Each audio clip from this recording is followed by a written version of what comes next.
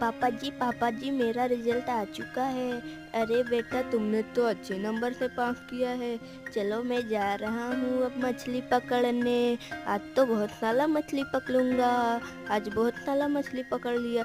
चलो इसकी कटिंग कर देता हूँ और इसके ऊपर सॉस डाल देता हूँ। और नमक डालना तो भूल गया था, चलो नमक डाल देता हूँ। अब इसे छौंक देता हूँ, ये रेडी हो चुका है। अब सॉस के ऊपर मैं इसका चटनी बना देता हूँ। अब डाल के हमने खाई।